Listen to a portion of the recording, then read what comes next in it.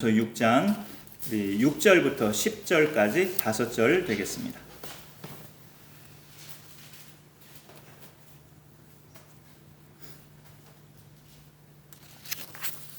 디모데전서 6장 우리 6절에서 10절까지 5절인데 우리 같이 한번 6절부터 한 목소리로 읽겠습니다. 시작. 그러나 자족하는 마음이 있으면 경건은 큰 이익이 되느니라. 우리가 세상에 아무것도 가지고 온 것이 없음에 또한 아무것도 가지고 가지 못하리니 우리가 먹을 것과 입을 것이 있은즉 족한 줄로 알 것이니라. 부하려 하는 자들은 시험과 올무와 여러 가지 어리석고 해로운 욕심에 떨어지나니 곧 사람으로 파멸과 멸망에 빠지게 하는 것이라. 돈을 사랑함이 일만하게 뿌리가 되나니 이것을 탐내는 자들은 미혹을 받아 믿음에서 떠나 많은 근심으로써 자기를 찔렀도다. 아멘. 지난 주일도 추수감사절 맞아 감사 주제로 말씀을 나눴는데 그 같은 주간에 있는 선상에서 수요 예배도 감사 주제로 말씀을 이 본문으로 함께 나누게 됐습니다. 육신의 질병이 걸리면 대체로 병원 가서 진료받고 처방약을 받고 또 치료를 받고 나음을 얻는데 또 여러분이 살아오신 세월을 돌이켜볼 때 이런 것도 분명히 있으실 거예요. 약 처방을 굳이 받지 않았지만 병원 진료를 굳이 받지 않았지만 내 마음 상태가 평온하고 감사가 넘치면 그 육신의 질병도 영향을 받고 치료가 되는 그런 효과가 있어요. 그래서 어찌 보면 그게 돈 버는 거죠. 그 진료비 안 나가고 또 약 처방값 안 나가고 내가 범사에 감사하고 하나님 앞에 늘 내 마음이 평안하고 구원받은 백성으로서 어떤 근심 걱정이 다 내려놔지고 그렇게 살아가면 있던 육신의 질병조차도 그 내 마음 상태 때문에 치료가 되는 그런 효과가 있습니다. 우리에게 그런 은총의 삶이 계속 이루어질 수 있기를 소망합니다. 나에게서 감사가 자연스럽게 나오려면 오늘 말씀 중에 답이 있는데 이게 필요해요. 자족하는 마음. 6절에 그 말씀이 있죠. 자족하는 마음이 있으면 경건은 큰 이익이 되느니라 라고 말씀을 하고 있습니다. 아주 흔하게 예를 드는 것 중에 하나가 지금 이 컵은 투명한 컵이 아니라서 물 양이 안 보이시지만 이 컵에 물이 딱 절반이 있다고 할 때 어떤 사람은 아유 물이 절반밖에 안 남았네 이렇게 말을 하지만 또 어떤 사람은 와 물이 절반이나 있네 이렇게 말을 하죠. 물이 절반이나 있네 이렇게 말하는 사람이 범사에 감사하는 사람이에요. 그게 또 자족하는 마음이에요. 그런 자족하는 마음이 있으면 감사는 저절로 나온다는 거죠. 자족하는 마음이 오늘 말씀해 보면 경건 생활에 이익이 된대요. 하나님 앞에서 내가 신앙생활하는 것에 있어서 내가 저는 하나님 주신 것에 만족하고 늘 감사합니다. 이런 자족하는 마음이 있으면 하나님 앞에서의 신앙생활에 큰 이익이 된다라고 이야기를 합니다. 저는 이렇게 말씀 중에 하나 구체적인 실예를 드는 것이 때로는 저에 관한 실예를 드는 것이 지나고 나면 덕스럽지가 못했다라는 느낌도 같지만 사실 또 지난 7년 반 동안에 12평짜리 빌라에서 살 때 저는 자족하는 마음을 갖기가 쉽지는 않더라고요. 솔직히 노력은 했죠. 그래도 이런 장막을 주신 하나님 감사합니다. 저 이제 집 없이 노숙 생활을 하는 사람도 많은데 이런 장막을 주신 하나님께 감사합니다는 마음도 사이사이에 7년 반 동안 살면서 가져보긴 했지만 그래도 그 비좁은 공간이라서 그런 마음이 늘상 자연스럽게 나오는 건 또 쉽지가 않더라고요. 근데 사람은 이게 나보다 어려운 처지에 있는 사람은 잘 안 보이고 나보다 풍요롭게 사는 사람만 잘 보여요. 이게 그래서 내 형편에 만족하면서 사는 사람들이 사실 어찌 보면 흔치는 않아요. 그래서 자주 우리가 물질적인 것에서 이 마음의 만족이나 자족을 찾으려고 한다면 그거는 이루어지지 않습니다. 물질적인 풍요로움이 있을 때만 내 마음이 자족함을 얻고 만족함을 얻는다면 평생 그건 얻기 어려울 수 있어요. 그런 자족은. 왜냐하면 공술의 공수거라는 말이 있잖아요. 이렇게 사람들이 지어낸 모든 말들은 괜히 지어진 말이 아니죠. 그게 진리이기 때문에 지어진 말인데 공술의 공수거, 빈손으로 왔다가 빈손으로 가는 인생이라는 거죠. 근데 이게 한자 성어 이전에 성경 말씀이에요. 성경 말씀에 있어요. 오늘 7절에 보니까 7절에 있죠. 우리가 세상에 아무것도 가지고 온 것이 없음에 또한 아무것도 가지고 가지 못하리니. 한자어로 공술의 공수거예요. 그런 한자 성어가 만들어지기 전에 성경 말씀에 먼저 있었어요. 그런 것을 볼 때 사람의 인생은 그와 같다라는 거죠. 돈을 무지하게 많이 번 이병철과 정주영도 그 몸 홀로 갔어요. 그냥 그 많은 물질적인 거 싸들고 사후세계에 간 거 아니에요. 사후세계에서는 이 땅에서의 물질, 이 땅에서의 돈은 쓸모가 없어요. 다른 세상이니까. 그런데 많은 사람들이 또 우리 한국 사람들은 또 이렇게 생각하기도 해요. 저도 만약에 물질적 풍요가 있다면 그런 생각을 할 것도 같아요. 나는 떠나서 빈손으로 가지만 내 사랑하는 자식들이 누리면 되지? 이렇게 많이 생각해요. 또 부모들은 특히 한국 사람이 많이 그런데 자식과 나를 그거는 이제 동일시하는 거죠. 내가 못 누린 것도 자식이 누리면 그게 곧 내가 누린 거다. 이렇게 생각하는 경향이 있죠. 나는 해외여행 한 번도 가본 적이 없지만 우리 자식이 해외여행을 자주 간다. 그럼 내가 대리만족을 또 누리는 게 한국 부모들이에요. 그러나 부모와 자식은 내 뱃속에서 나왔다 할지라도 서로 다른 사람이에요. 서로 다른 사람입니다. 각각의 사람이에요. 성경에서 구원을 말할 때도 부모가 받는 구원이 동시에 자식에게도 그렇게 쭉 이어진다고 말씀하진 않아요. 부모는 부모대로 믿음 고백을 하면서 그 구원을 받는 거고 자식도 자기가 본인이 믿음 고백을 함으로 구원을 받아요. 좀 표현이 약간 좀 심하게 들릴지 모르겠는데요. 성경을 개떡같이 믿는 기독교 비슷한 어떤 종교는 이런 주장을 하죠. 사랑하는 가족이 생전에 예수님 못 만나고 죽었어도 그 영혼이 당장 지옥 가는 게 아니고 중간 정류장에 머물러 있다. 그런데 어떻게 하면 되느냐? 이 세상에 남아있는 가족들이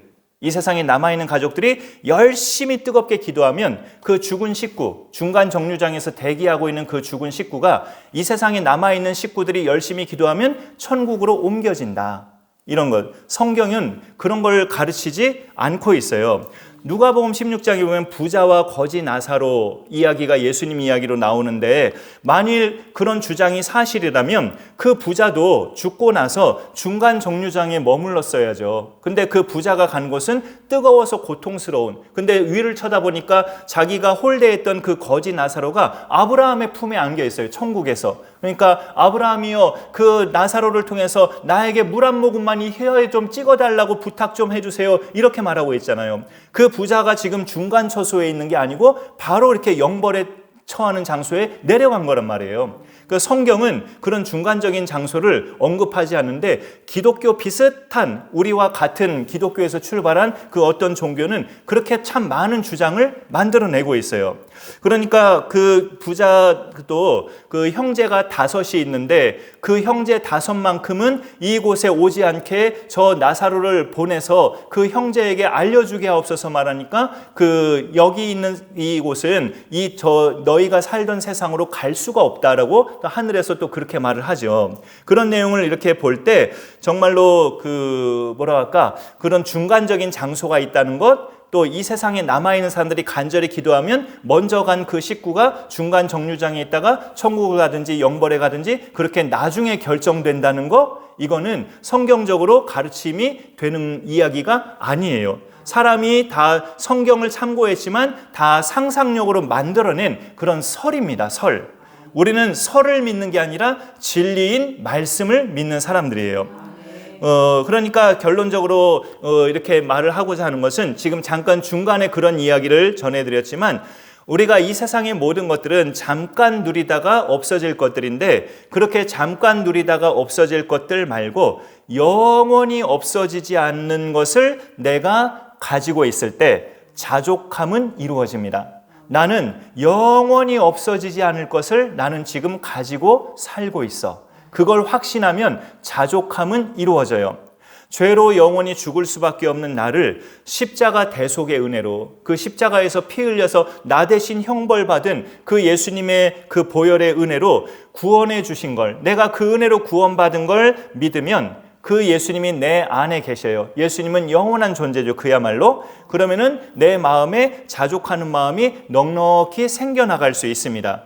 그 예수님을 나는 가졌으니 찬송가 가사말 가끔씩 인용했지만 초막이나 궁궐이나 내 주 예수 모신 곳이 그 어디나 하늘나라, 이렇게 우리가 고백할 수 있는 거죠.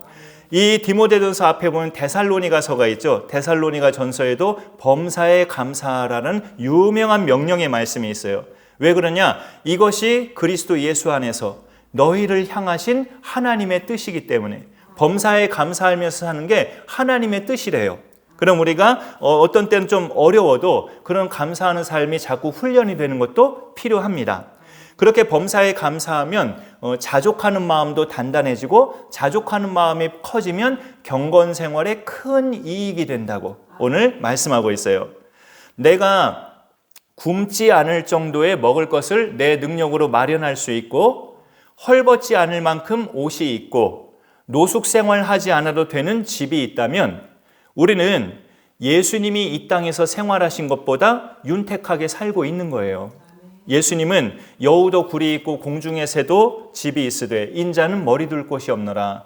주를 따르겠다고 즉흥적으로 흥분하면서 말하는 사람에게 예수님은 그렇게 답변해 줬어요. 네가 날 따를 수 있겠느냐? 여우도 굴이 있고 공중의 새도 다 집이 있는데 인자는 머리 둘 곳이 없다. 인자는 아무것도 없는데 그래도 네가 날 따를 수 있겠느냐? 이런 말씀을 하시는 거죠. 우리가 기본적인 의식주를 누릴 수 있는 상태라면 자족하면서 사는 것이 참 인간다운 모습이에요. 감사하면서 사는 것이. 그래도 하나님 참 이렇게 헐벗고 죽어가는 이 땅에 배분이 제대로 안 돼서 인간의 죄악 때문에 온 세상에 배분이 제대로 됐으면 굶어 죽는 사람 없을 텐데 인간의 욕심 때문에 어떤 나라는 배 터지게 먹고 살고 어떤 나라는 굶어 죽어갖고 이게 배분이 잘 안 돼서 그렇죠. 하나님은 그런 마음이 아니신데 근데 그렇게 죽어가는 영혼들도 많이 있는데 하나님 저는 이렇게 먹고 살아갈 수 있는 그런 은혜로 늘 지켜주심에 감사합니다. 그런 자족하는 마음이 있으면 그게 참 인간답게 수준 있게 사는 모습인 거죠. 그래서 오늘 8절에 보면 우리가 먹을 것과 입을 것이 있은즉 족한 줄로 알 것이니라. 이게 족한 줄로 알며 사는 것이 사람다운 품격 있는 삶이라는 거예요.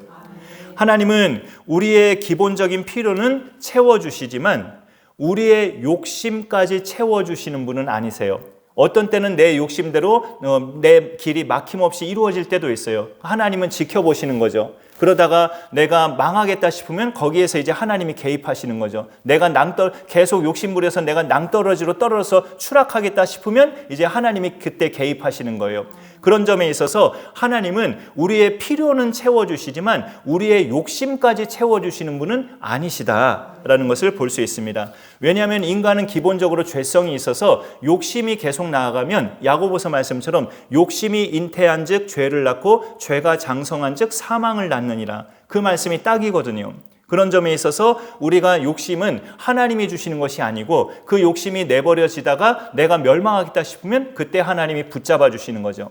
그런 은혜를 우리가 지난날에 혹시 체험해 보셨을지 모르겠지만 이후로도 그렇게까지 되기 전에 늘 자족하는 마음으로 사는 게 최상의 삶인 것을 우리가 생각할 수 있습니다.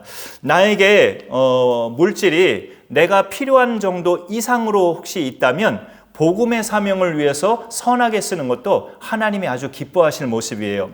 오늘 말씀은 이제 디모데전서 6장 6절부터 10절까지 5절까지만 읽었지만 그 성경이 펴져 있으시니까 거기 18절을 조금 넘어가 보면 18절에 이런 말씀이 있어요. 선을 행하고 선한 사업을 많이 하고 나누어 주기를 좋아하며 너그러운 자가 되게 하라. 디모데에게 바울이 말하는데 네가 누구한테 일어나는 거예요? 부한 자들에게. 그 위에 17절에 보면 네가 이 세대의 부한 자들을 명하여 라고 명령이 나오고 있죠. 그 부한 자들에게 18절 보니까 선을 행하라고 선한 사업을 많이 하라고 네가 말을 해라. 나누어 주기를 좋아하고 너그러운 자가 되도록 인도해라. 그러면 그 부한 자들도 하나님의 복을 받으면서 부한 자로 살게 된다 라고 이야기를 하는 거죠. 이 말씀을 이렇게 같이 볼 때에 이렇게 살아가면 돈을 사랑하는 게 아니고 돈을 선용하는 거죠. 우리는 돈을 선용하는 그리스도인이 되어야 합니다. 오늘 말씀 10절에서 경고하는 게 그거예요. 우리가 10절까지 읽었죠. 돈을 사랑함이 일만 악의 뿌리가 되나니 이것을 탐내는 자들은 미혹을 받아 믿음에서 떠나 많은 근심으로써 자기를 찔렀도다.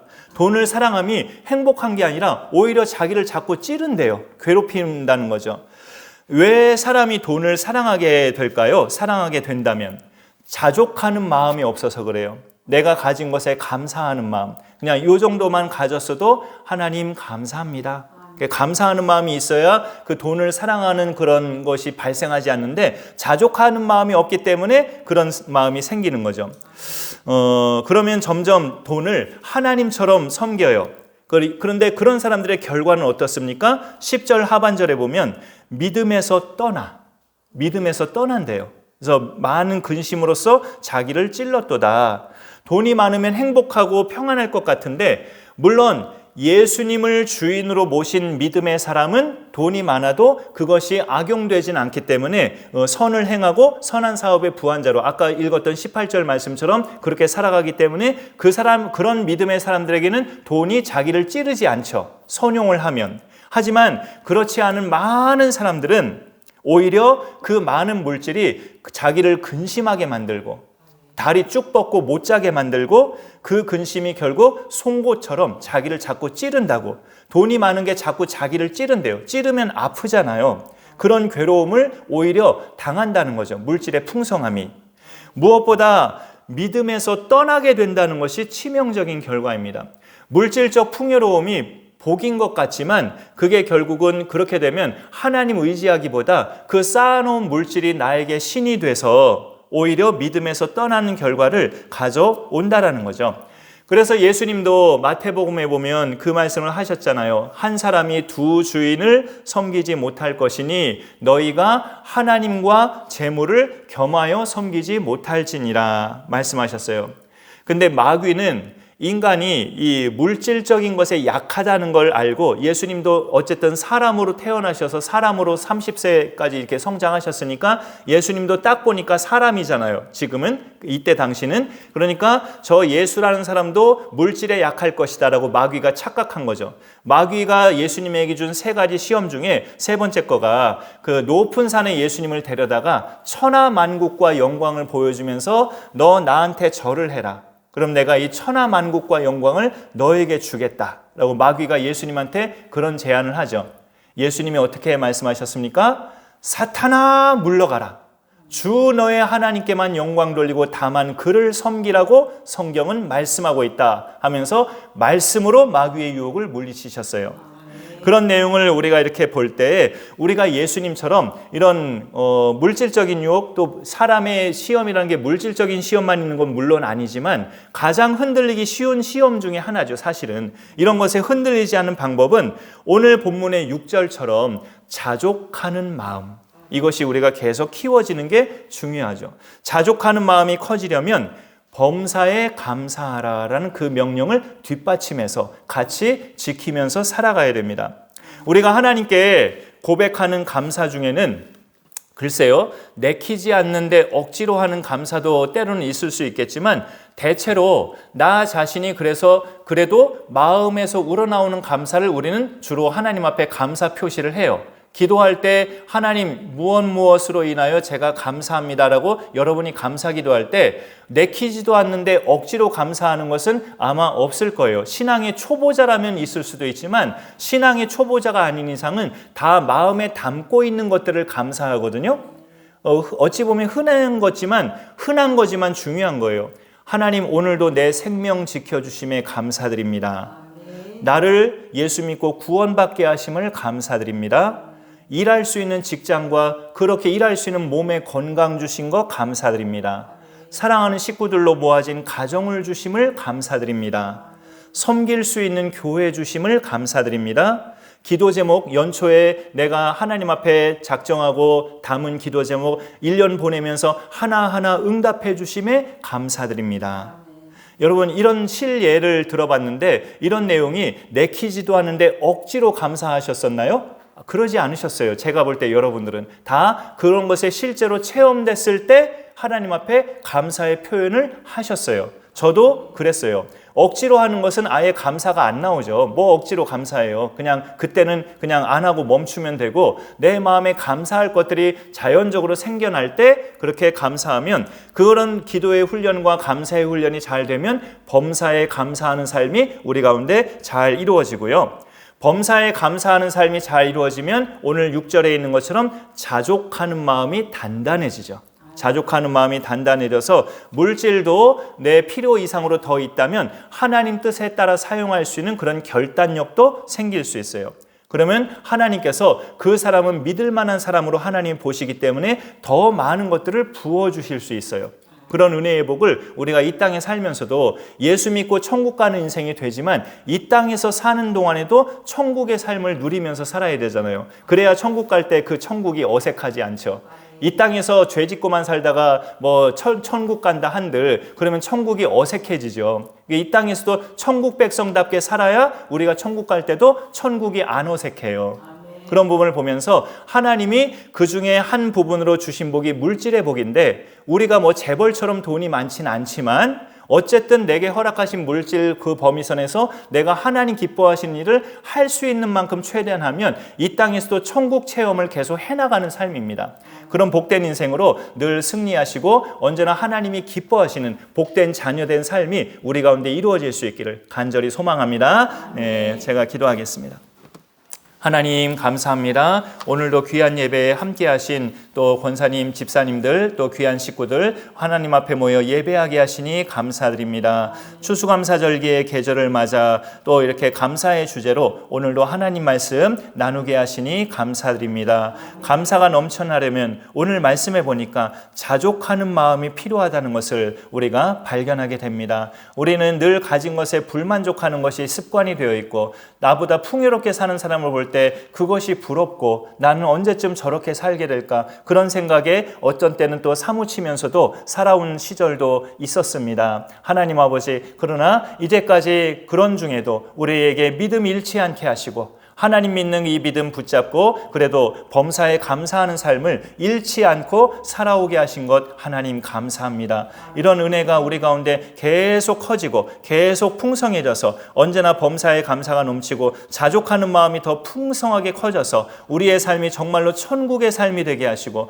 윤택한 삶이 되게 하시고 하나님의 넘치는 복으로 말미암아 다른 사람들에게도 많은 윤택함을 끼치고 유익함을 제공하는 축복의 통로로 살아가는 멋진 하나님의 백성들이 되게 하여 주옵소서. 오신 분들 모두를 하나님께서 기억하여 주시고 영육간의 강건하신 복으로 함께 하시고 잠 못 주무시며 일하시는 모든 분들마다 강건한 육신과 체력의 강건함을 날마다 지켜주셔서 그 하루하루가 또 걷고 또 일하시고 하는 그 모든 순간순간마다 영이신 하나님께서 동행하여 주시고 날마다 강건함으로 승리하는 복된 한날 한날의 삶이 되게 하여 주옵소서. 일하시는 것이 사실 힘들지만 그 힘듦 중에도 보람이 있고 기쁨이 있게 하시며 만족함과 감사가 넘치는 삶이 되어서 하나님의 더 큰 복을 받는 귀한 축복된 인생들로 우리를 삼아주시고 함께하여 주옵소서. 감사드리며 예수님의 이름으로 기도 올리옵나이다. 아멘.